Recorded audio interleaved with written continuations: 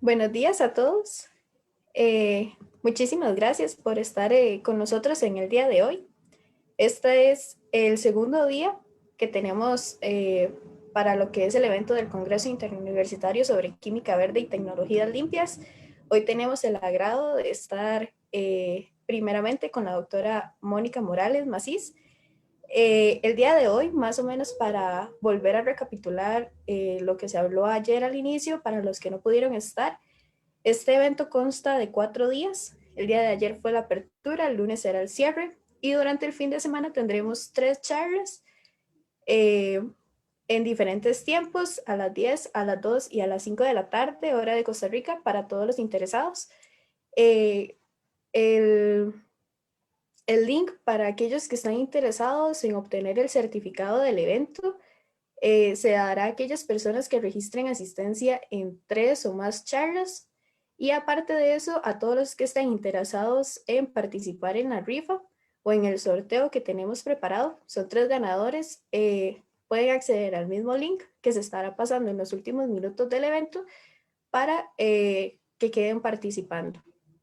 Ahora sí, para lo que nos acontece el día de hoy, me presento. Mi nombre es Laura Vegas, soy la presidenta del ACS Student Chapter de la Universidad Nacional y como ya les comentaba, el día de hoy tenemos la charla a cargo de la doctora Mónica, que trata sobre el desarrollo y estudio de materiales para lo que es las celdas solares.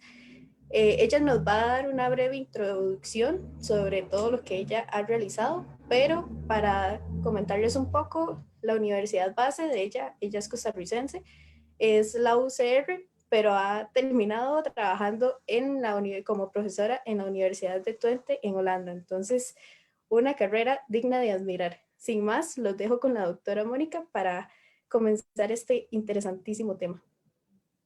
Muchas gracias. ¿Me escuchan bien? Sí, excelente. Ok, perfecto. Bueno, primero que todo, muchísimas gracias por invitarme. Es genial presentar esto o poder presentarles lo que estamos haciendo en mi grupo aquí en la Universidad de Twente. Y por eso siempre en mi primera parte siempre pongo mi grupo de investigación aquí. Nosotros lo llamamos, bueno, mi nombre es Mónica Morales Macís y soy profesora en la Universidad de Twente y el grupo lo llamamos el NCUBE Lab, más que todo por mi nombre, pero más que todo también porque trabajamos en materiales. En nuestro grupo tenemos, bueno, hay varias gente que son postdocs o son PhDs y bueno, es un grupo bastante diverso, son 4 PhDs students y también hay técnicos. Y bueno, yo soy de Costa Rica, como ya dijimos, y de hecho también tengo una estudiante de doctorado que es de Costa Rica, que es Tatiana Soto Montero, y ella también estudió de hecho química en la UCR y acaba de empezar en mi grupo el 1 de febrero, de hecho. Entonces, siempre me gusta tener contacto con los estudiantes en Costa Rica porque creo que hay muchas posibilidades afuera también para hacer este trabajo en diferentes campos de la ciencia. Bueno, este es mi grupo y lo que voy a presentar es un poco de, bueno, de cómo hacemos materiales para celdas solares, cómo los estudiamos, pero también voy a dar un poco de las bases, de los conceptos, por aquello de que, no sé, si el grupo es muy variado y trabajan en diferentes cosas. Pero antes de empezar, me gustaría introducir un poco lo que yo he hecho. Otra cosa es que la presentación está en inglés porque la uso también para otras cosas, pero bueno, intento hacerlo todo en español. Yo estudié física en la Universidad de Costa Rica, ya hace bastantes años de hecho, y bueno, hice mi bachillerato, pero después me fui a Ohio, de hecho aquí tengo las en el mapa. Fui a hacer mi maestría a Ohio, que también la saqué en física, pero en realidad desde ya casi terminando física en Costa Rica, siempre trabajé en ciencia de materiales. Entonces, mi especialización es más, sí, en la ciencia de materiales, que usualmente combina mucho también la química, física y química. Entonces ahí me empecé a poner más en ciencia de materiales, luego fui a hacer un doctorado en la Universidad de Leiden, en Holanda, y después de ahí me fui a Suiza, a donde trabajé como un postdoctorado, pero luego también tuve un grupo pequeño de investigación, estuve en el EPFL, que es el École Polytechnique Federal de Lausanne, y ahí trabajé en el PV Lab. Y de hecho, antes no trabajé mucho en celdas solares, ya después cuando fui a Suiza fue donde me enfoqué en celdas solares, siempre en los materiales.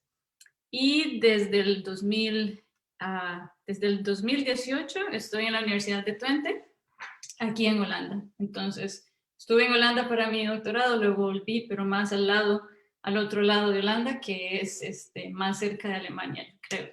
Y es completamente el lado opuesto donde está Ámsterdam y todos los lugares que tal vez son más conocidos.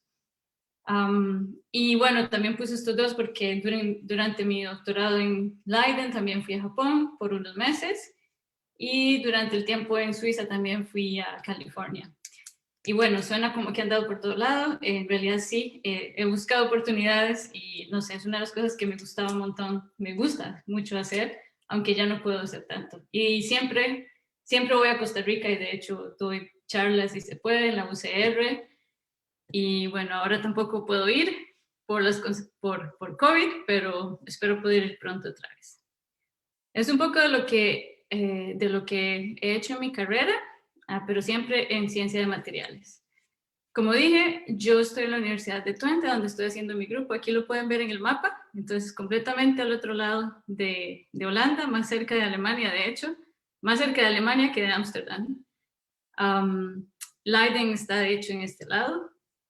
Y ahí lo que tenemos es el Mesa Plus Institute, que es un instituto, también se llama Nanolab, que es donde tenemos, bueno, hay mucha gente haciendo investigación en muchos campos diferentes, de óptica, de energía, de diferentes cosas. Y bueno, ahí tenemos varios laboratorios. Esta es una foto de cómo sea el laboratorio. Más que todo este edificio rojo es donde tenemos todos los laboratorios y ahí es donde estoy haciendo mi grupo de investigación. Y bueno, Holanda es muy plano, entonces se ve todo completamente plano visualmente. Pero el campus aquí es muy verde, entonces es bastante bonito. Y bueno, ¿qué hacemos en mi grupo? En mi grupo trabajamos en materiales optoelectrónicos que son más que todo en la forma de láminas delgadas. Y el enfoque es en diferentes materiales que son optoelectrónicos. ¿Qué significa eso? Es que tienen propiedades especiales ópticas y también electrónicas. Y combinan esas dos. Y cuando pensamos en eso, una de las aplicaciones es de hecho celdas solares, pero también pueden ser LEDs. Bueno, sí, LEDs, Light Emitting Devices.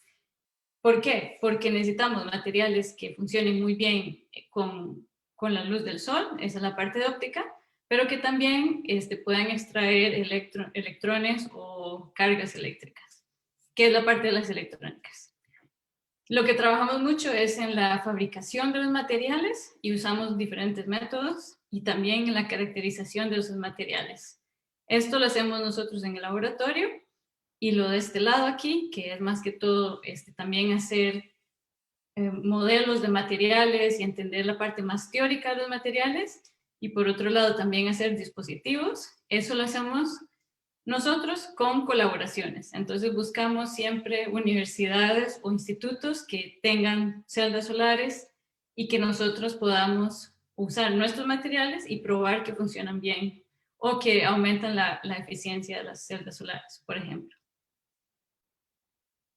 Esto es un resumen de todo lo que hacemos. Voy a hablar en esta presentación de estos dos tipos de materiales que los voy a introducir un poco más tarde. ¿Por qué es importante estudiar materiales optoelectrónicos para energías renovables?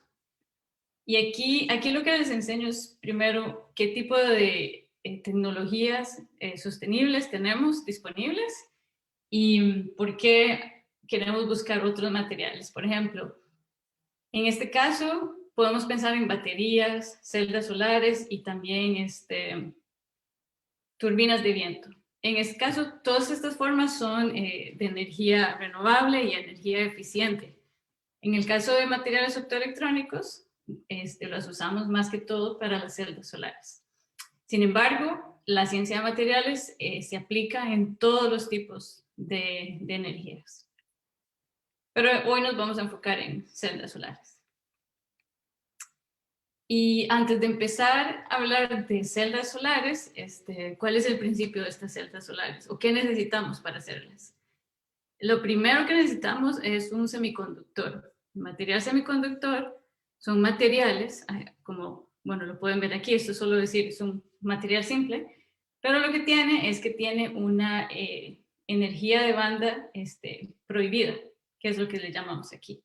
Tiene que tener esta banda prohibida porque necesita absorber los fotones de la luz, y eso, cuando los absorbe, lo que necesitamos es crear de aquí, sacar un electrón y pasarlo hacia la banda de conducción. Y esto lo que hace es, con un fotón, con esta energía, crea estas dos cargas eléctricas, que son los electrones y los huecos. Eso es lo principal o lo más básico de la celda solar. Que tengamos un material que sea semiconductor, que tenga la banda de energía prohibida adecuada para poder absorber los fotones de la luz y crear electrones y huecos. Pero necesitamos algo más también, porque primero, bueno, vamos primero a la banda prohibida. Si ven en este gráfico aquí, esto es la luz que nosotros vemos, este es el visible, lo que nosotros podemos ver. Pero lo que ven aquí en gris, toda esta banda aquí, es el espectro del Sol, que se mide, digamos, aquí en la Tierra. Ese es el espectro solar y esto es lo que nosotros vemos. El resto no lo vemos. Pero lo que queremos es una celda solar que pueda absorber todo este espectro del Sol. Y entonces, la banda prohibida, esta aquí, tiene que estar en un valor cerca de 1 electronvolt. Pero de hecho, 1 tal vez es muy poco ya, tiene que ser cerca de aquí. Entonces, eso significa que los fotones con energía de 1.5, por ejemplo, electronvolts, y todo menor que eso, cualquier energía de aquí o mayor que eso, van a excitar estos electrones en la banda de conducción y van a crear la corriente eléctrica. Entonces, para un buen semiconductor, para celdas solares, queremos algo con una energía de banda cerca del 1.5, que pueda absorber todos estos fotones. Y eso es lo que nosotros vemos, pero estos también son muy eficientes. Eso es un poco de lo que necesitamos. Entonces, ya tenemos una condición que es la energía que debemos tener o la magnitud que esta banda prohibida debe ser. Luego hay otra parte. Primero tenemos los fotones de la luz, creamos electrones y huecos, pero luego, una vez que se crean, lo que puede pasar es que se van a recombinar otra vez. Y esto es lo que se presenta aquí como número 2. Número 1 es la creación de estas cargas eléctricas, pero si tenemos el semiconductor solo, se van a juntar otra vez, a recombinar y entonces nada pasa. Lo que necesitamos como segundo requisito es tener materiales en los dos lados opuestos de la celda solar que pueda extraer esas cargas eléctricas. Entonces, de un lado tiene que extraer los electrones y del otro lado los huecos. Y así, si podemos extraer eso, lo que tenemos es una corriente eléctrica que ya después la podemos utilizar. Entonces, no es solo un requisito de un material, pero de hecho aquí, ya en esta figura muy simple, ya tenemos 3 materiales diferentes. Y son súper importantes en las celdas solares y hay muchas formas diferentes de hacerlo. Y bueno, eso es, en términos básicos, eso es lo que necesitamos en una celda solar. Pero si vemos en el campo de celdas solares o de fotovoltaicos, hay muchas tecnologías que ya están, digamos, disponibles. Y esto está aquí resumido en este gráfico. En rojo, lo que ponemos aquí es wafer, es materiales que se usan mucho más gruesos, ¿no? Por ejemplo, silicio, eso lo usamos mucho. Y también, bueno, silicio es el que más se utiliza. Pero por el otro lado, en azul, tenemos lo que le llaman thin films o láminas delgadas. En términos de láminas delgadas, también tenemos muchos materiales disponibles. Silicon o silicio se puede usar como wafer, pero también como láminas delgadas para celdas solares. Pero por supuesto, la eficiencia es muy diferente. Y si ven aquí en negro, bastante pequeño, lo que demuestra es la energía de la banda prohibida. Y en este caso, para el silicio es 1.1 electronvolts. Entonces, está cerca de lo que necesitamos tener. Por otro lado, tenemos otras celdas solares que no son de silicio, pero son de otros componentes, como por ejemplo gallium arsenide, que son de eficiencia muy alta, pero son muy, muy caros. Y por otro lado tenemos los chalcogenides, que son, por ejemplo, cadmium telluride, copper, indium, gallium diselenite, eso los dije en inglés, pero bueno, cobre, indio y gallium, selenium. Y estos materiales que son, por ejemplo, tenemos como casi 4 elementos diferentes, pero son más baratos comparado con este caso de aquí. Y luego tenemos lo que se llama emerging materials, o materiales que no eran tan conocidos, pero últimamente se están poniendo más populares y de hecho son también diferentes. Por ejemplo, el caso de materiales orgánicos, casos de halide perovskites o perovskitas, que son bastante conocidas ahora, y también las dyes and dyes solar cells. Eso es como un resumen de todas las tecnologías que existen, pero si vemos en el mercado, todavía lo más importante está aquí, en el silicio. Y bueno, esta parte también es para mostrar primero cómo están estas celdas solares estructuradas. Si tenemos en este caso la de CIGS, que siempre el material que absorbe la luz, el semiconductor más importante, es el más grueso de la celda solar. En este caso, la energía de banda prohibida es 1.1 electronvolts, para silicio es 1.12 y para las perovskitas, que son híbridas, tenemos también energías de 1.5. Entonces, todos estos materiales tienen o cumplen con el requisito de tener la energía de banda prohibida que está bien para absorber bastantes fotones de la luz. Y son materiales completamente diferentes. Ahora, aquí lo que mostramos es que la energía de banda prohibida de los materiales que usamos para hacer celdas solares también define cuál va a ser la eficiencia define una parte de lo que va a ser la eficiencia de las celdas solares. Y aquí entra otro concepto que es el Schottky-Kaiser Limit, que es nada más esta línea azul que muestra cuál es la energía o la eficiencia máxima que se puede alcanzar con una celda solar de algunos de estos materiales. Y aquí vemos que de hecho, si tenemos un semiconductor con una energía de banda prohibida cerca de 1.4, es la ideal para tener el máximo de eficiencia. Entonces, vemos que aquí está el silicio, gallium arsenide está aquí y la perovskita está aquí. Pero todavía no tenemos uno en este band gap y eso es lo interesante. Eso es lo interesante para nosotros, para seguir buscando materiales que se puedan utilizar o que podamos tener la eficiencia más alta. Entonces todavía hay mucho que se puede hacer. ¿Ok? Y un poco más en detalle de lo que es el Schottky-Kaiser Limit, como vemos aquí, lo que está en azul, en anaranjado es lo que muestra es la irradiación solar en la Tierra.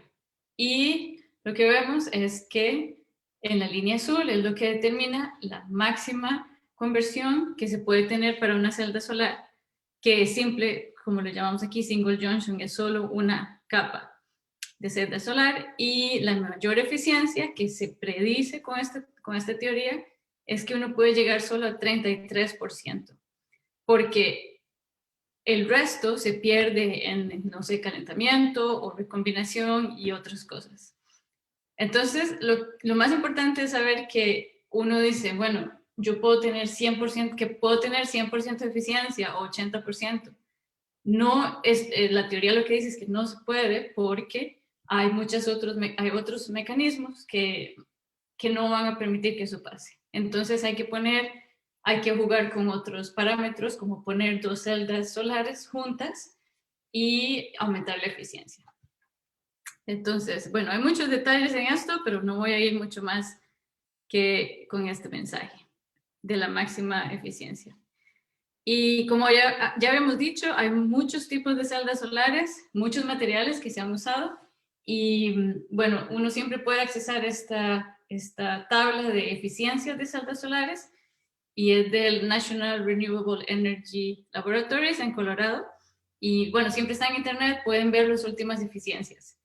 Lo que es interesante ver aquí es que el silicon o el silicio empezó hace mucho tiempo a desarrollarse. De hecho, las primeras celdas solares fueron como en el 1977 y luego la eficiencia empezó a crecer. Estos son el World Record, son las eficiencias mundiales o los récords mundiales de eficiencia. Y el silicio empezó a crecer. En un momento la investigación como que, o parece como que no había más eficiencias o no crecieron más y como que se estancaron aquí. Pero bueno, ya vemos que después del 2010, por ahí, la eficiencia empezó a crecer. Y bueno, entonces en este caso llegamos cerca de casi 27.6% de eficiencia, que es bastante bien con silicio. Pero lo que es interesante también es que hace muy poco, por ejemplo, cerca del 2013, empezaron a hacer las perovskitas. Y las perovskitas, completamente diferente al caso de silicio, la eficiencia que se ha estado desarrollando ha crecido tanto que ya está alcanzando el silicio. Entonces, es un caso muy especial de un material que ya existía, pero no lo habían descubierto para celdas solares o no lo habían usado para eso. Y en el 2013, un grupo, de hecho, en EPFL y en Corea lo empezaron a usar y se dieron cuenta que se podían tener eficiencias muy altas. Y lo que pasó fue que ahora hay muchísimos grupos trabajando en eso y entonces el desarrollo ha ido muy rápido y también el aumento de eficiencias.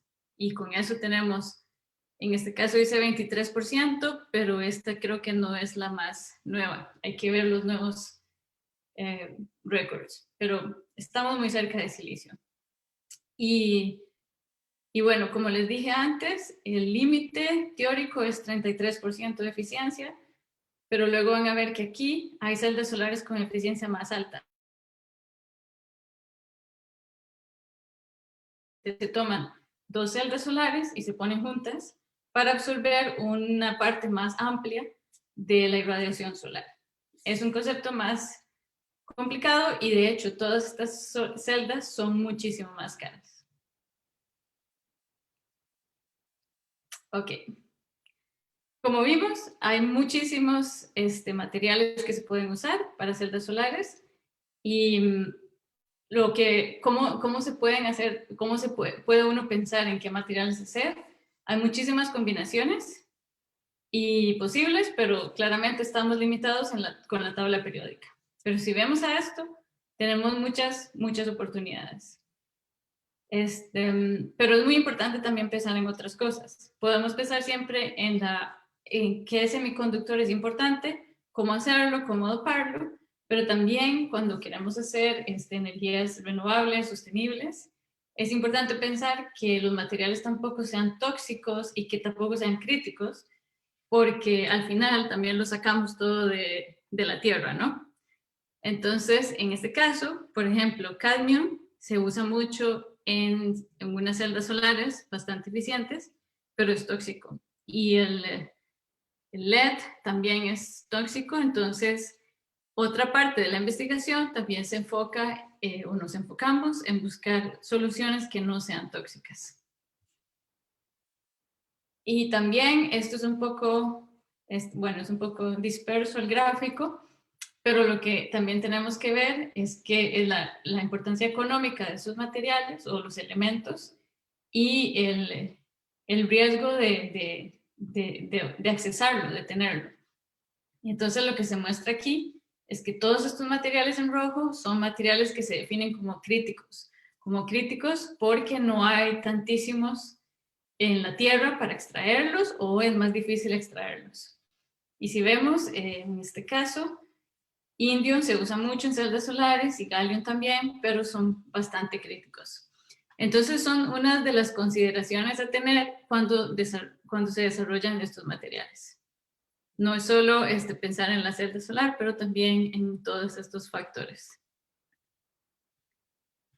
Bueno, ahora voy a pasar al tema de cómo hacemos celdas solares y cómo pasamos de tener lo que es un wafer, que son láminas bastante gruesas, hasta tener láminas delgadas, que son ya más en términos de nanómetros. ¿Y por qué voy a hablar de eso? Es porque el caso de las celdas solares de silicio son todas hechas con wafers de silicio, o wafers, creo que les llaman también obleas de silicio. Estos son bastante gruesos, son cerca de 200 micrómetros. Las celdas solares más tradicionales que existen y que ustedes pueden ver tal vez en los techos de algunas casas son más o menos así. Lo que ustedes ven aquí es una estructura de la celda solar. Si, digamos, uno toma la celda solar y la corta, y puede ver, como le decimos, el cross section, como vemos cómo está hecha por dentro. Usualmente se toma el silicio, que, como dije, es cerca de 200 micrómetros, y lo que se hace para hacer las capas que extraen los electrones y los huecos es poner dopantes.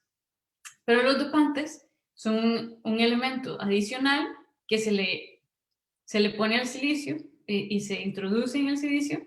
Entonces hay como una difusión ahí de los elementos, y entonces crea que este material sea aquí, es solo un semiconductor, no tiene mucha conductividad, ni de electrones ni de huecos.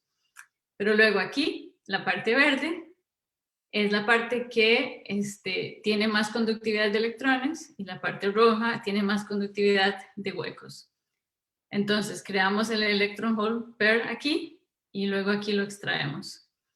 Entonces, esta es la forma que se hace, pero hay varias consideraciones por las que no es muy eficiente. Digamos, en este caso, que es lo que existe ahora en el mercado, la eficiencia es cerca del 17 al 19%. Pero hay otras tecnologías que son más nuevas, pero tienen eficiencia mucho más altas, que ya llegan del 22 al 27%. ¿Y qué es la diferencia entre estas dos? El desarrollo que se ha hecho es utilizar láminas delgadas en este caso. Entonces ya no es que ponemos átomos que se vayan a difundir en el silicio, pero sino láminas delgadas que se depositan y que hacen que la extracción de electrones y huecos sea más eficiente. Otra vez, hay muchas cosas dentro de estos conceptos que me tomaría mucho más tiempo de explicar, pero la idea es ver que hay muchas formas de optimizar una celda solar. Y en este caso, introduciendo estos dos materiales o estas dos capas delgadas, podemos aumentar esta eficiencia. Y aquí puse 25%, pero hay de hecho eficiencias mucho más altas ahora. Y esto es un diagrama de energías, de cómo se vería, digamos, las energías de la celda solar.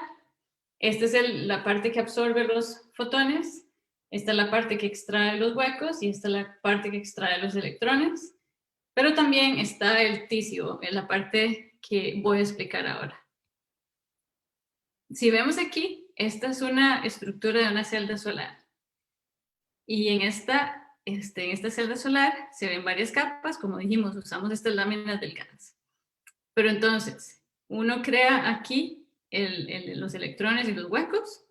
Luego esto extrae los huecos, esto extrae los electrones.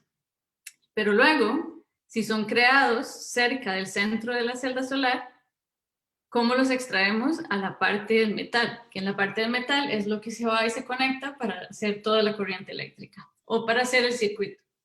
Entonces necesitamos algo encima que sea bastante conductor, que sea algo así como un metal que conduzca muy, muy bien la electricidad, y entonces los portadores de carga que llegan aquí pueden llegar e irse al metal, que luego se conecta al circuito electrónico.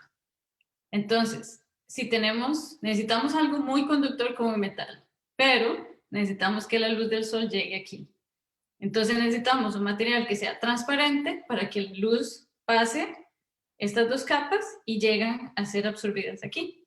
Entonces, para eso necesitamos lo que llamamos TCO, que es un material conductor y transparente, o Transparent Conducting Oxides. Normalmente son óxidos que son transparentes y conductores.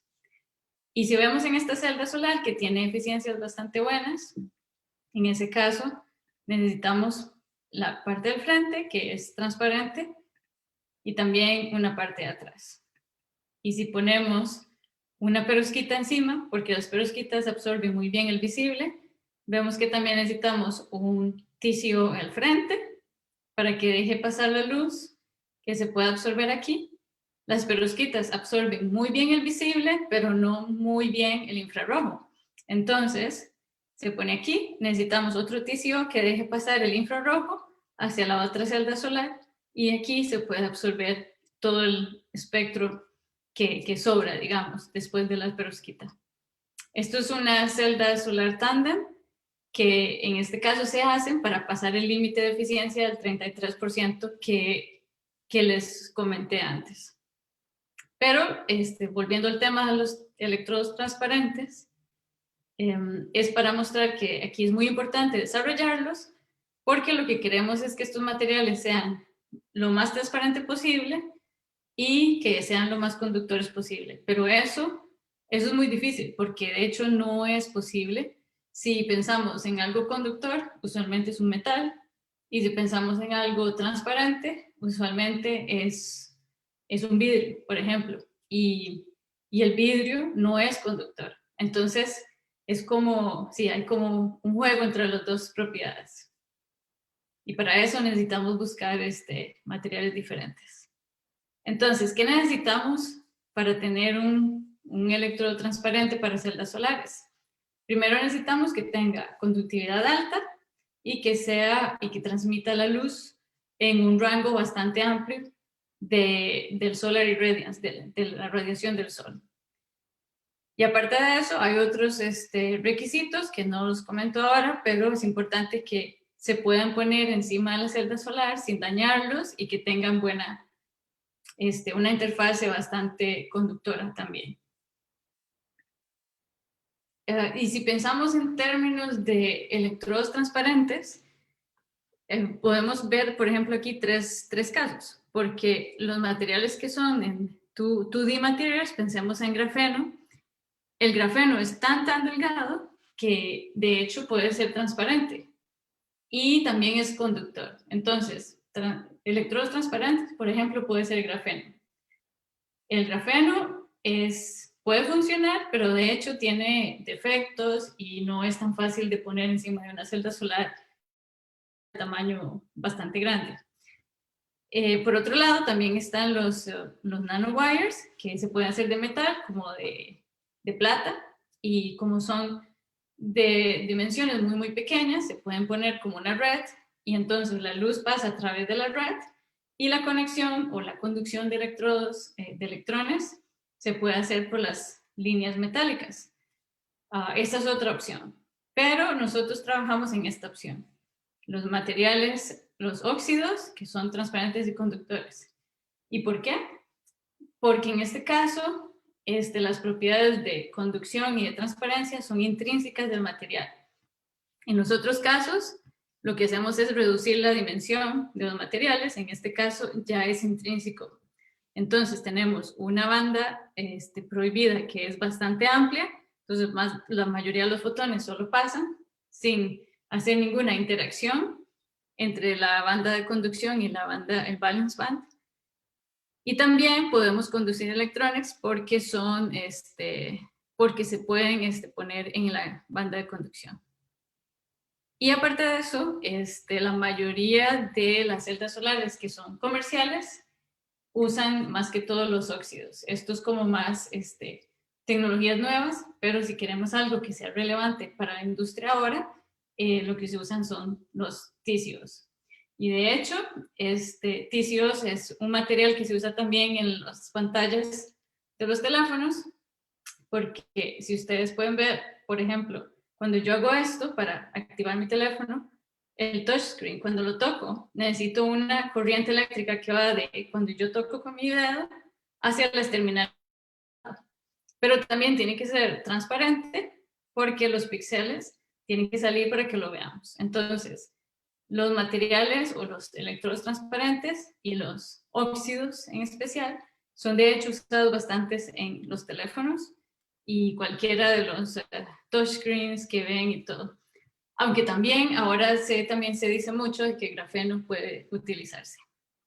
Entonces, el interés en el desarrollo de estos materiales no es solo para celdas solares, pero de hecho va para muchísimas más aplicaciones también. Y bueno, aquí es un poco más de las bases de estos materiales. Lo que queremos es un material que va entre estos dos, entre un semiconductor, que es el estándar que usamos para absorber la luz, y un insulator, que es, por ejemplo, el vidrio que tiene una banda prohibida muy, muy alta. Entonces, es algo intermedio entre estos dos. Los óxidos transparentes y conductores están entre estos dos materiales y es más o menos así. La banda prohibida es cerca de 3 electronvolts, entonces significa que estamos algo por aquí. Entonces, toda la luz visible, o la mayoría, la gran parte de la luz visible, desde aquí hasta toda esta parte, si la banda de conexión es aquí, es transparente todo eso y entonces no absorbe la parte, no absorbe la parte que necesitamos para las celdas solares. Entonces, la banda prohibida de las celdas solares es cerca de 1, que absorbe todo esto, y la banda prohibida de TCOs es cerca de aquí, que va a ser entonces completamente transparente para dejar los fotones estos que sean absorbidos por el semiconductor. Y bueno, esto lo que estamos hablando es si queremos desarrollar estos óxidos. De hecho, hay 3 composiciones que son como las más comunes. Y eso es el indium oxide o zinc oxide y tin oxides. Y entre todas estas composiciones hay varias propiedades que son interesantes. El más conocido industrialmente es el ITO, que es Tin Dope Indium Oxide, y que es el que de hecho se usa mucho en los teléfonos. ¿Y por qué se usa? Es porque es muy conductor, pero también es muy estable, porque no todos los materiales son estables a la humedad o a temperatura y otras cosas. Entonces el Indium Tin Oxide se usa mucho porque también es muy estable. Se hace y se mantiene así por muchos años. Y también tiene una movilidad eléctrica muy alta, que también puedo hablar de eso después. Bueno, los indium base oxides, que son los óxidos transparentes y conductores, basados en indio, son bastante usados en las celdas solares. Y es porque tienen buena conductividad, pero también absorben muy poco en el rango del UV, el visible y el infrarrojo. Si vemos aquí, lo que es interesante es que cuando hablamos de óxidos, los materiales pueden tener diferentes doping, diferentes conductividades basados en la cantidad de portadores de carga que puedan tener. Pero lo que vemos aquí, que tal vez es un gráfico un poco complicado, lo que vemos es, aquí en colores, es la absorción, hasta como función del wavelength, del wavelength. Y lo que queremos es que esto sea lo más bajo posible, porque lo que significa esto es que si tenemos algo muy conductor, como la línea negra aquí, entonces va a absorber la luz en este rango. Y lo que queremos es que sea mínimo de absorción. Entonces, por un lado, el semiconductor de la celda solar, queremos que absorba muy bien la luz, mientras que el TCO, como es la ventana que va al frente de la celda solar, necesitamos que absorba mínimo. Y eso es lo que vemos aquí. Queremos que absorba mínimo en el visible, pero también en el infrarrojo. Y a eso, la forma de que estos materiales absorben depende muchísimo en la conductividad del material, que está más que todo relacionado con la dopabilidad del material. Entonces, esto es una de las cosas que también optimizamos mucho o trabajamos mucho en el laboratorio, que es cómo hacemos para tener conductividad alta, pero esta absorción siempre plana, o sea, lo más plana posible. Y esto, bueno, lo que estaba hablando de lo que la celda solar va a absorber, comparado con lo que es TCOs, se representa en este gráfico. Lo que vemos aquí es, por ejemplo, lo que en gris, esta parte en gris, toda esta área, muestra la absorción de una celda solar de perovskitas. Esta parte aquí, este gris, muestra la parte de absorción de una celda solar de CIGS, la de cobre, indio, gallium y selenio. Y finalmente, en esta parte en gris, muestra el rango de absorción de una celda solar de silicio. Entonces, si yo uso una celda solar de silicio que absorbe en todo este rango de energías o de longitud de onda, entonces lo que quiero es poner encima un óxido o un electrodo transparente que tenga mínima absorción en todo este rango. Entonces, en este caso, en colores, lo que están son las líneas de diferentes óxidos que se usan como electrodos transparentes. Y vemos que, por ejemplo, si usamos este, en celeste, va a absorber muchísimo la luz. Y si absorbe todo esto, significa que esta celda solar no va a usar esos fotones porque ya fueron absorbidos por el material del frente. Entonces, lo que buscamos es algo como esta aquí, la línea negra, que sea casi cero de absorción, esto está en este rango, y que pueda dejar todos los fotones pasar para la celda solar. Y hay muchos materiales, como dije, lo que hace que estos materiales absorban más o menos es la conducción. Y la conducción está relacionada con la cantidad de portadores de carga, pero también qué tan fácil los portadores de carga se mueven en el material. Y eso es lo que representamos aquí. Y bueno, lo que vemos aquí es que si usamos diferentes materiales al frente, esto es un indium oxide, normalmente se dopa con tin, pero nosotros desarrollamos uno que se dopa con zirconium y cambiando el dopante hace que el material sea diferente, tenga diferente conducción, pero también diferentes propiedades ópticas. Y con solo cambiar el dopante de tin a zirconium, tenemos un aumento de eficiencias en las celdas solares por la corriente. Entonces, si vemos el caso del zirconium, la corriente es más alta comparada con el caso de tin. También hay otros parámetros en las celdas solares que hay que optimizar, que hacen que la eficiencia total, en este caso es la misma, pero en otros casos, si llegamos a tener el mismo, por ejemplo, fill factor, que es otro concepto, podemos tener mayores eficiencias. ¿Y cómo lo vemos aquí? Aquí lo vemos, por ejemplo, en este gráfico, que esta es la eficiencia cuántica de material. ¿Y qué significa eso? Es que lo que queremos es que por un fotón que entra, se crea un par de electrón y hueco. Entonces, si aquí, por ejemplo, 700 nanómetros, tenemos casi cerca de 100%, pero no 100%, pero si llegara a ser 100%, significa que cada fotón que se absorbió creó un electron hole pair. Y bueno, siempre hay pérdidas, pero aquí está bastante bien. Y en este caso vemos que esta diferencia pequeña, de hecho, crea una diferencia bastante importante en la corriente. Entonces, si el material es más transparente en el infrarrojo, como vemos aquí, va a aumentar, va a dejar más fotones llegar a las celdas, al absorbente aquí y crear una corriente más alta. Y eso es lo que estamos buscando. Entonces, a pesar de que ya hay muchos materiales desarrollados, todavía hay mucho que hacer en ese campo.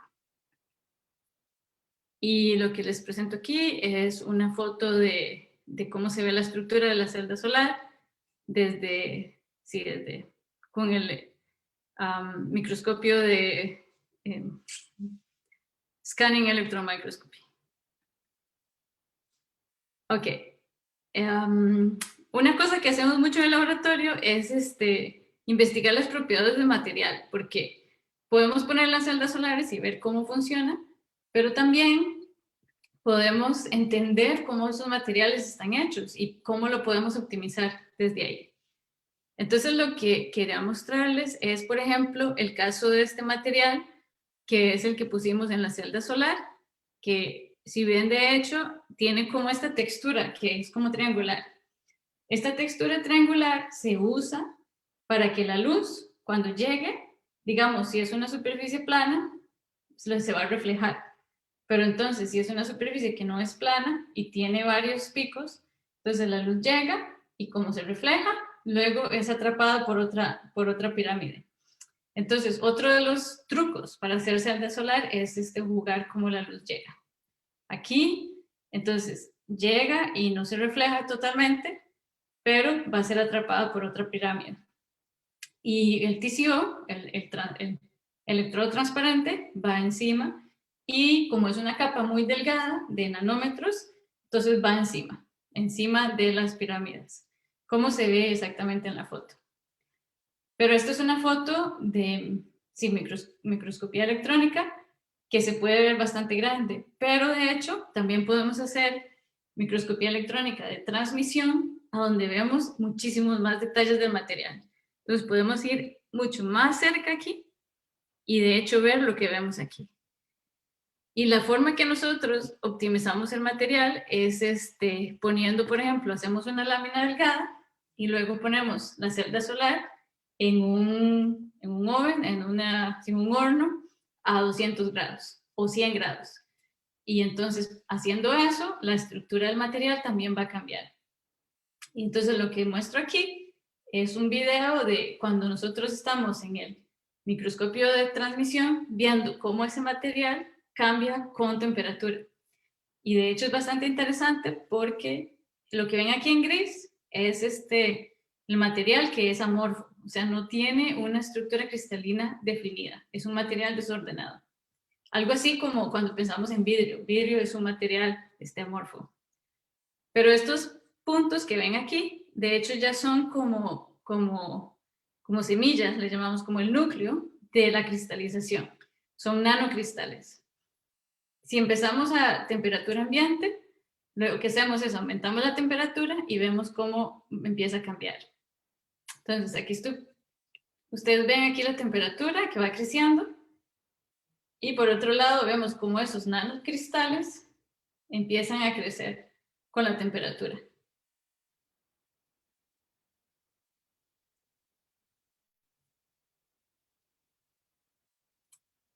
Y entonces llegan, empiezan a crecer y lo más fascinante de esto es que de hecho lo podemos ver en vivo. Podemos ver en vivo, estos son 100 nanómetros y vemos como la estructura de este material que estamos usando en una celda solar. De hecho, cambia con solo cambiar la temperatura a la que lo ponemos. Empezó a ser así y de hecho tenía una conductividad más baja y luego la ponemos a calentar y entonces empieza a cambiar más y más, hasta que llegamos a una microestructura que es toda cristalina y por ser más cristalino ayuda a que la conductividad sea más alta. Y eso es como, más que todo, por un ejemplo de cómo estudiamos los materiales y cómo lo bonito que es verlos hasta a la escala mucho más pequeña. Y bueno, eso es más que todo, los materiales de indium oxide son los que más se usan para hacer los electrodos transparentes basados en óxidos para las celdas solares. Y bueno, en esta foto lo que les enseño es cómo se ve. Usualmente eso es como lo hacemos. En realidad parece casi que un vidrio y de ahí se puede crecer una celda solar. Pero como ya dijimos, el indio es un material crítico, de hecho cada vez se pone más caro y entonces hay que buscar alternativas. Y alternativas para eso pueden ser el zinc oxide o el tin oxide. En este caso, zinc oxide también se ha usado en algunas celdas solares. Aquí nada más muestro unas fotos de cómo se puede cambiar también la estructura y pueden ver aquí que también se ven como unas pirámides y esas pirámides es porque también las queremos usar para lo que se llama como para atrapar la luz, que es en vez de ser una superficie plana, como como un espejo, que la luz se vaya, es hacerla con bastantes estructuras para que la luz pueda irse hacia la celda. Y bueno, en este caso también tenemos zinc oxide, pero también tenemos el tin oxide, y un ejemplo de eso es que el zinc oxide es interesante, pero tampoco es muy resistente a la humedad. Y si queremos algo más resistente, también podemos usar el tin oxide, que de hecho es bastante conocido, y uno de los más conocidos y comerciales que uno puede comprar es el que está dopado con fluorine. Y pues son más que todo ejemplos. Con esto, creo que todavía tengo tiempo, ¿no? Para continuar. Sí, sí, sí, tranquila. Ok. Bueno, eso era de los electrodos transparentes y vuelvo al caso de las celdas solares. En este caso voy a ir a las perovskitas, que también es un tema bastante popular hoy en día. Y el tema de las perovskitas, como vimos al principio de la presentación, son materiales que en realidad se descubrieron para celdas solares en el 2013, cerca del 2013. Entonces es algo bastante reciente, aunque el material ya se conocía desde antes para otras cosas. Las perovskitas, en realidad el nombre perovskita está relacionado a una propiedad, una estructura cristalina, que también hay perovskitas de óxidos y otras cosas. Pero la estructura es más que todo así como el BX3, que es uno de los, bueno, lo vemos aquí. El A-side está aquí, el B-side está en el centro y el X que ponemos aquí es el que hace las esquinas, digamos, del octahedra.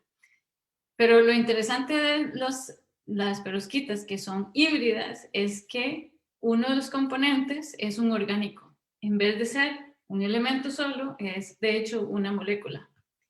Y eso tiene también propiedades interesantes, que son, por ejemplo, estas, el CH3NH3, que es metilamonio, o hay otras moléculas como esta que se usan, y cada día se descubren más y más moléculas que se pueden usar aquí, en esta posición, o también en otros casos en esta posición. Y también, después de varios años de investigación, se ha descubierto que la composición de estas perovskitas puede ser completamente variada. Y de hecho, esto es solo un ejemplo de todas las perovskitas que se han propuesto y que existen.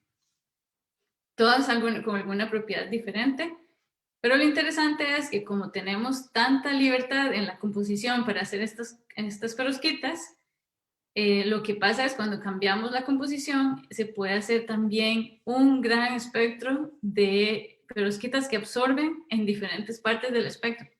Digamos, en esta perovskita, en este caso, lo que mostramos es luminiscencia, pero también puede decir que absorben también esa luz. Entonces, hay materiales o hay perovskitas que absorben muy bien cerca de 400 nanómetros, y si cambiamos esa composición en la posición X, por ejemplo, con bromide o, por ejemplo, con iodide, vemos que la absorción cambia completamente hacia, por ejemplo, 650 o 700 nanómetros. Lo que muestra aquí es luminiscencia, que significa que hacemos un electron hole pair, o si creamos este par, pero se recombina emitiendo un fotón. Y por eso se ven todos estos colores.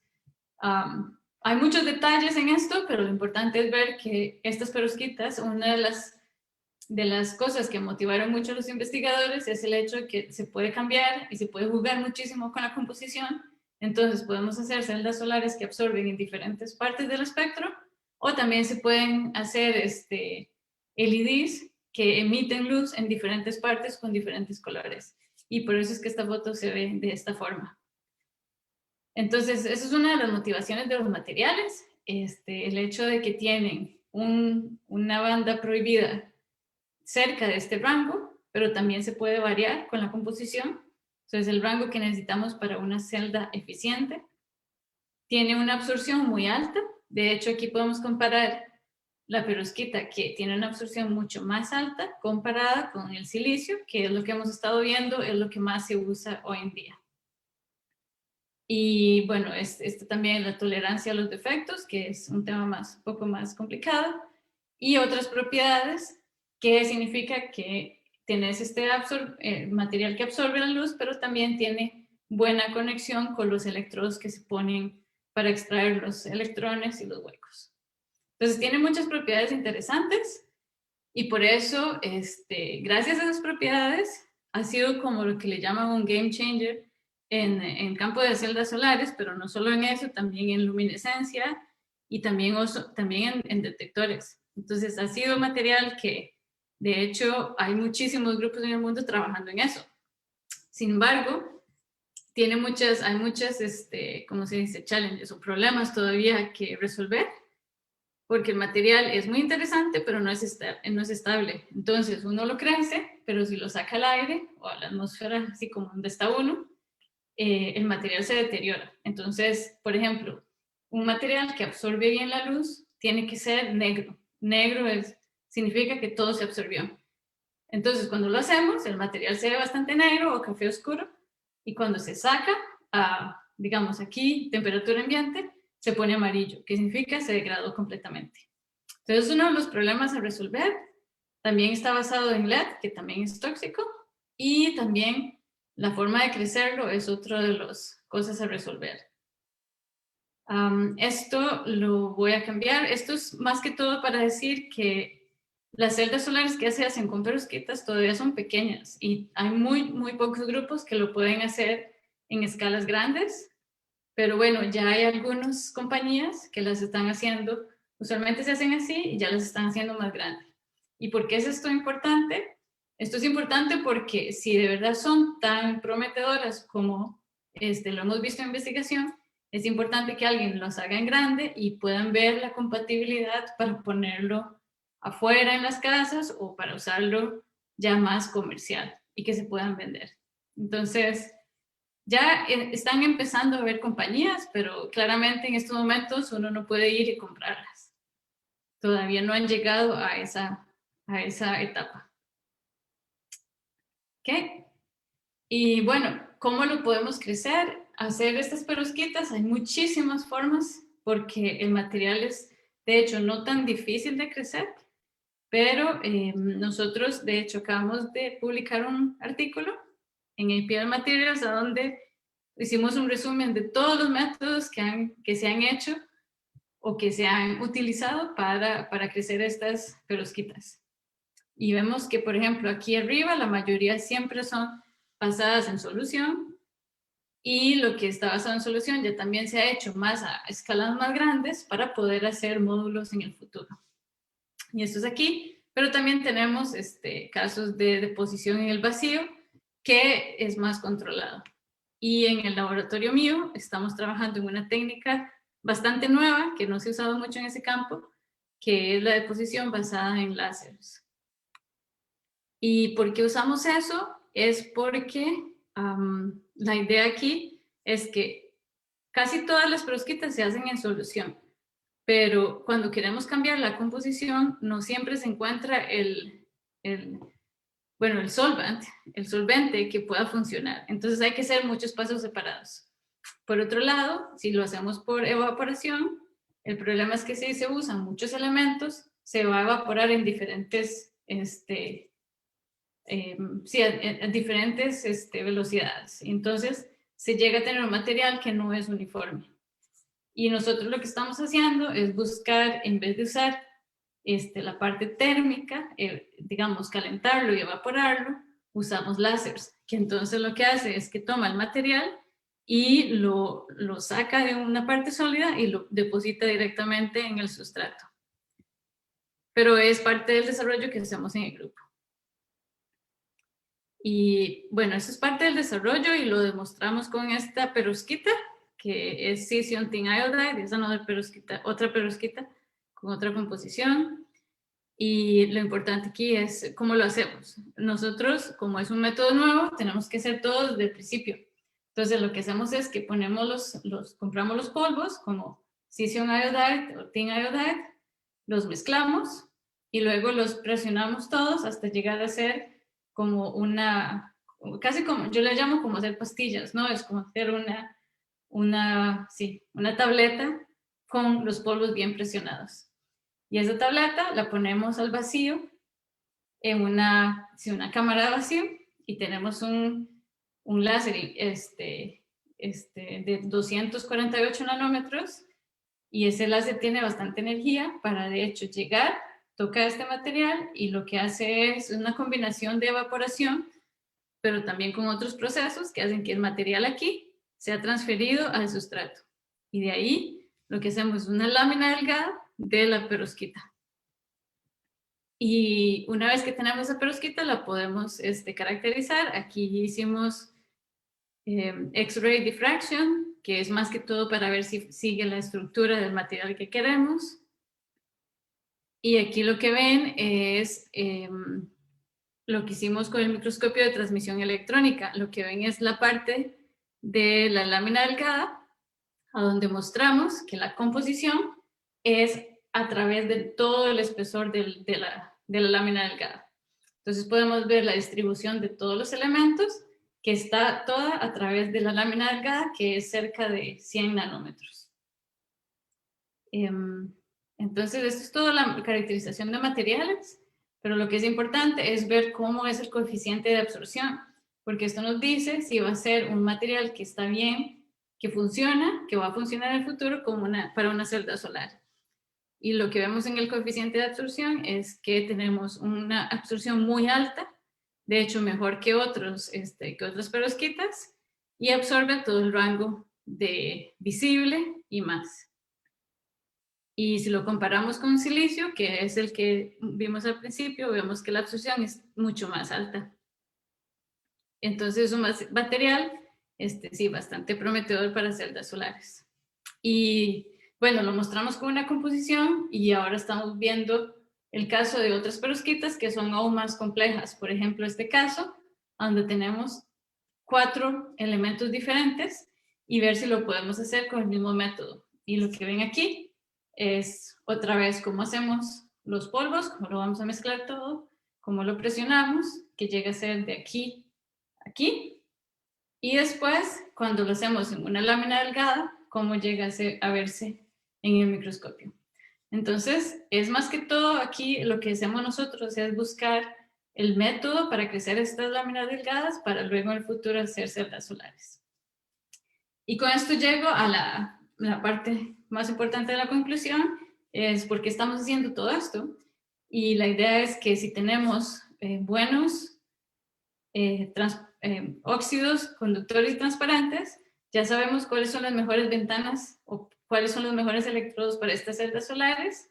Si ya esto ya existe, existen varios laboratorios, se pueden adquirir, entonces tenemos una celda de silicio muy bien y si podemos hacer la perovskita después y de hecho ponerla encima del silicio, podemos hacer lo que se llama tándem y si se ponen estas dos juntas, otra vez porque la perovskita absorbe muy bien el visible y el silicio absorbe muy bien el infrarrojo, entonces aprovechamos más el espectro de la luz y podemos tener eficiencias más altas que el límite teórico, que está cerca del 30%, entonces podemos ir más alto.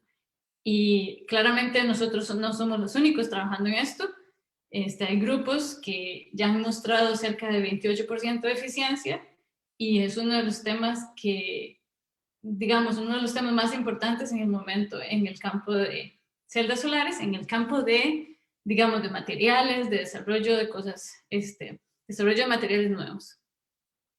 Y en nuestro lado, en Tuente, lo que estamos buscando es la opción de usar esta deposición de láser para hacer estas celdas, pero también para encontrar nuevas composiciones de perovskitas que sean menos tóxicas que las que se usan ahora. Y bueno, con esto creo que puedo resumir que la ciencia de materiales tiene un papel muy importante en el desarrollo de energías o de tecnologías de energía, no solo celdas solares, pero también baterías y otras cosas. Es importante también pensar que no es solo la eficiencia, pero también el hecho de usar materiales que no sean tóxicos, que no sean críticos. Y bueno, yo creo que esa es la parte importante. También las láminas delgadas se utilizan muchísimo porque también se usa menos material comparado cuando usamos, por ejemplo, wafers. También los óxidos conductores y transparentes son importantes para aumentar la eficiencia, y las perovskitas también son interesantes hoy en día como nuevas y, digamos, promising celdas solares. Sí, promising solar cells. Este es un mensaje final para decir que sí, los materiales, nuevos materiales llevan a la innovación, pero también cuando vemos más innovaciones que vienen, por ejemplo, otra vez el campo de los teléfonos, si queremos tener algo flexible, las innovaciones usualmente nos llevan a buscar nuevos materiales, y por eso es un campo bastante amplio y bastante fascinante para seguir. Y con esto les agradezco por, sí, por su atención, y puedo contestar cualquier pregunta si tienen. Gracias. Muchísimas gracias, de verdad creo que es una charla supremamente interesante. Bueno, en mi caso, yo estudio ingeniería en bioprocesos, entonces lo que conozco, digamos, de materiales y de física es como más que todo lo básico, ¿verdad? Porque me voy más para el lado de biotecnología, pero aún así siento que es, que ahí va relacionada mi primera pregunta, más un poco al campo, porque sé que tenemos muchos químicos industriales y demás. Em, el equipo de ustedes allá en la Universidad de Twente es más que todo, está, digamos, enfocado en ciertas especialidades o carreras, o más que todo podría ser cualquiera que le gusta este tipo de tema, porque a lo que vi durante toda la presentación se obtienen muchos conocimientos de física, pero también de lo que es nanotecnología y todo lo que es la química de los materiales, incluso todo lo que es la ingeniería de los materiales, ver qué tanto resiste, que no se quiebre, demás. Entonces, ¿qué tan interdisciplinario tiene que ser ese equipo? Es súper multidisciplinario, sí, sí, sí. Por ejemplo, en mi grupo hay gente yo soy física por entrenamiento, digamos, pero yo siento que hacemos de todo. Entonces, hay ingenieros, digamos, ingeniería eléctrica, ingeniería mecánica, hay químicos y físicos, casi que de todo. Y entonces es muy importante porque, como ya viste, sí, la química es súper importante porque, sí, porque como físicos vos no aprendes cómo, digamos, el solvente va a reaccionar con una cosa a la otra. Y es súper importante para hacer las perovskitas. Por otro lado, la física es buena para entender más en detalle la parte de los semiconductores, y la parte de ingeniería es súper importante para pensar en las cosas más prácticas, ¿no? Cómo ponerlas juntas, que si el material es estable o no. Y ingeniería eléctrica también, por toda la parte eléctrica de las celdas solares. Entonces, creo que ese es como el secreto para tener un buen grupo, es que sea multidisciplinario. Pero claramente, eso es mi grupo, pero la Universidad de Twente es bastante grande. Bueno, digamos, no es la más grande de aquí de Holanda, pero hay de todos los campos. De hecho, la Universidad de Twente es como, a mí se me parece mucho el TEC, porque tiene casi las mismas carreras. Es como, es una universidad técnica, y las carreras es sí, muy parecido. Entonces hay de todo Excelente. también. De hecho, acá en el chat tenemos una pregunta de Miguel Vega. Dice, la voy a leer textualmente para que sea mejor de entender. Dice, buenos días. Tengo una pregunta con respecto a estos materiales que deben ser transparentes y conductores. Acá en la UNA trabajan con nanopartículas de oro, lo que aumenta la conductividad de algunos materiales, pero no sé si dichas partículas pueden interferir con la absorción de la luz. Mi duda es, en estas investigaciones es más importante el factor de transparencia o de la conductividad en la eficiencia del proceso. Sí, bueno, los dos, ¿verdad? Los dos. Pero creo que, digamos, nosotros no usamos nanopartículas porque las nanopartículas tienen un efecto plasmónico, que es un concepto más amplio, pero lo que hacen es que les gusta absorber la luz. Entonces, ese truco no nos serviría. Lo que sí sirve es, en vez de nanopartículas, hacerlas como nanowires, que son pero el oro, si es de oro, el oro sí le gusta absorber por alguna razón, por las propiedades de nanotecnología, digamos, o sea, las dimensiones nano, hacen que también puedan resonar con la luz y absorberlas. Pero sí, entonces lo que digamos, lo que buscamos es un material que sea conductor, pero entonces no llega a ser como el material, como los metales, pero entonces lo hacemos mucho más grueso o otro truco. Pero sí, la absorción sí es bastante importante, porque sí necesitamos que no absorba, que no vaya a bloquear los fotones que lleguen. Y lo demás, lo que hacemos es como jugar con el espesor o con ¿cómo se llama eso? Las líneas de metal que ponemos al final también. Ok. Espero que haya sido más o menos claro. No, sí. De hecho, tenemos otra pregunta, bueno, dos preguntas por parte de José Rodríguez. La primera es, ¿cómo se comportan económicamente las perovskitas a los óxidos de metales, especialmente pensando en el escalamiento para una producción industrial? Y si quiere responder esa y ahorita le hago la segunda. Ok, ok. Sí, para la producción de industrial hay muchísimos estudios.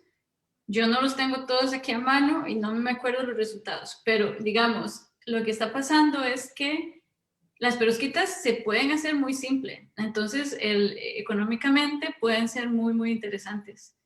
La parte del óxido de transparente y conductor, como se está usando mucho, aumenta el precio, pero tampoco es tan crítico. Entonces, lo que más se está investigando es los materiales, ¿cómo se llama? El costo del material. Digamos, la producción puede ser barata y puede ser más barata que las de silicio, pero aún así, depende de qué material se usa y cuáles componentes se van a usar al final. Entonces, si vemos en celdas solares, una de las partes críticas es la plata, porque la plata se usa para hacer los contactos eléctricos. Entonces, en general, esa es la plata. Esa es la parte más, una de las partes más caras. En los óxidos metálicos es el indio, que necesita ser reemplazado porque el precio va aumentando más y más, porque no hay tanto y viene casi todo de Asia, y entonces van subiendo los precios.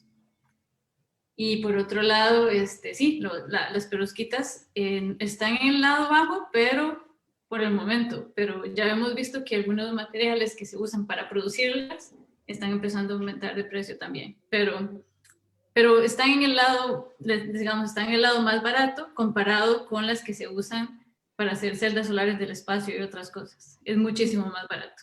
Entonces sí tiene mucha potencia. Excelente. Y la otra pregunta que nos hace dice, ¿las perovskitas que poseen cesio siguen siendo tóxicas a pesar de que se cambió el plomo por estaño? ¿No se podría usar potasio u otro metal alcalino menos tóxico? Y que sí, de hecho hay muchas alternativas que hay que investigarlas. Sí, sí, sí. Sí, el cesio de hecho también es tóxico, pero sí, en realidad eso es toda la investigación que estamos haciendo ahora. Y hay muchísimos grupos buscando en teoría y en otras alternativas para cambiar el plomo. Pero no puedo decir ahora que funciona mejor. Lo que ha pasado es que las de plomo son las que tienen eficiencias más altas hasta el momento. Excelente. Estaba revisando, pero en el Facebook hasta el momento no tenemos preguntas. Yo tengo una última pregunta que va más enfocada como a tal vez a un concepto que no me quedó claro y otro por pura curiosidad. La función en sí de los TCO es como funcionan como electrodos o tienen otra como función diferente. No me quedó muy claro porque como se habla de que tienen como que más bien como no absorber y demás, entonces si es solo por cuestión de absorción no aportan mucho, pero no entendí muy bien cuál era como la función final. No, sí, la función es electrodos. Entonces tiene que conducir, definitivamente tiene que conducir, pero si el material no es muy conductor por sí solo, se hacen otros trucos para aumentar la conducción. Pero la idea es ser un electrodo, siempre, que pueda transmitir conducción, pero que deje la luz pasar, ya sea para afuera, si es en el teléfono, o deje la luz pasar hacia la celda solar. Ok, Es decir, excelente. un electrodo transparente. Ujú. Y mi otra pregunta va más un poco enfocada, se ha dado como, sí, bueno, ahorita no recuerdo muy bien, pero hace muchos años sí vi que había como un boom en lo que es adquirir y todo el mercado, ya digamos la parte más comercial y económica de los paneles solares.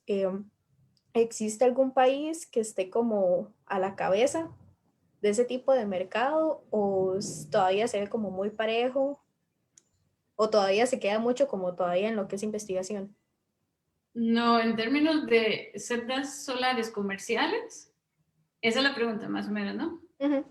Sí, comerciales, lo que pasó fue hace como 5 años tal vez, que el mercado en China creció un montón. Empezaron a producir un montón y los precios se vinieron abajo y Europa quedó un poco perdido en eso. Entonces, compañías en Europa empezaron a quebrar porque en Asia se estaban produciendo mucho más baratos y vendiéndolos a todo lado. Entonces, y todavía está bastante ahí. O sea, la competencia es bastante alta, pero la mayoría de la producción está pasándose ahora en Asia. En Europa están tratando de hacer, sí se está haciendo también, pero aquí hay más investigación también. En Estados Unidos también hay producción, pero yo creo que en la carrera a quién está vendiendo más, Asia todavía está en la cabeza de eso. Excelente. Y tenemos ya diría que es la última pregunta. Eh, Nos comenta un estudiante del TEC que él está estudiando ingeniería ambiental y el enfoque de la carrera es supremamente diverso, lo que es suelos, energías, demás, pero que a él le interesa muchísimo la parte de energías renovables. Entonces, él quiere saber qué consejo desde su experiencia como estudiante y profesional le daría para poder adentrarse aún más en esa área que a él le gusta, debido a que la carrera no tiene como un énfasis muy profundo en este tema. Uh -huh, uh -huh. Bueno, es una pregunta muy amplia porque si no sé exactamente, no soy no soy como muy familiar a la ingeniería ambiental en términos de lo que se hace en el TEC, pero digamos, yo creo que es enfocarse en la parte, tal vez aprender un poco más en términos de los materiales, pero es que, por ejemplo, si uno quiere trabajar en energías renovables, hay tantas formas de irse, porque en mi caso, yo trabajo en materiales, que es como lo primero para hacer una celda solar, pero uno puede trabajar también en el reciclaje de los materiales, por ejemplo, que es un tema muy importante.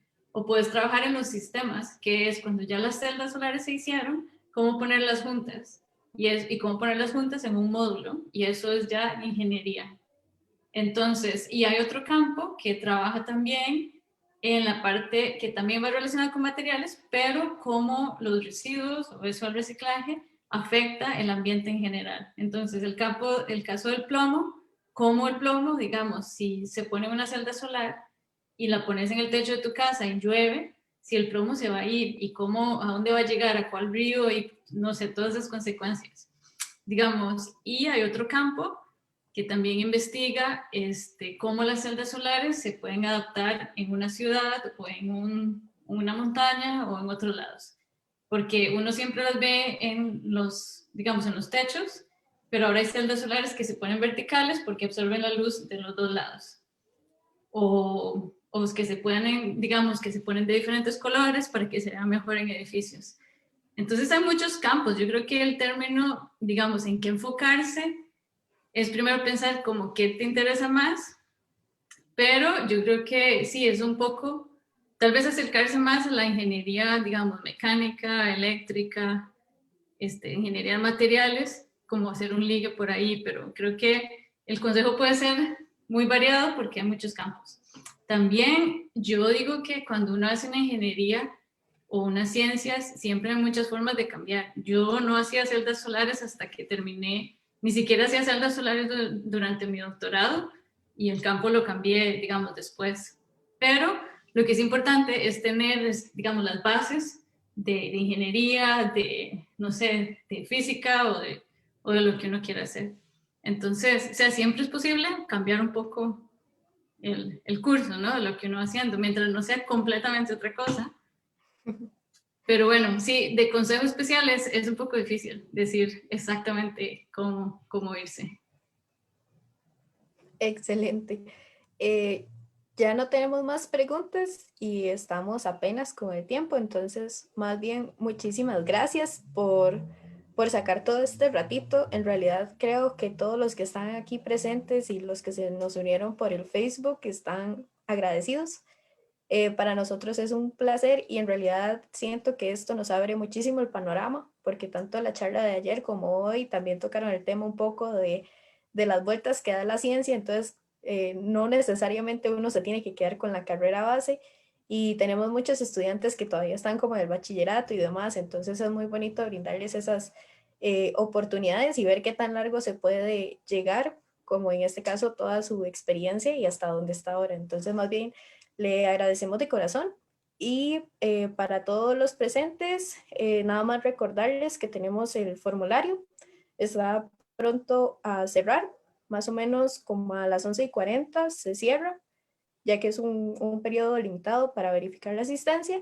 Y para los que están esperando la charla de las 2 de la tarde, se trasladó al lunes a las 10 de la mañana debido a problemas que tuvo la ponente eh, por factores externos. Entonces, sin más, agradecerles a todos, muchísimas gracias y espero que tengan un bonito día y en el caso de la doctora Mónica, que pueda pasar una bonita noche. Muchísimas gracias. Gracias, gracias. Suerte con todo el programa.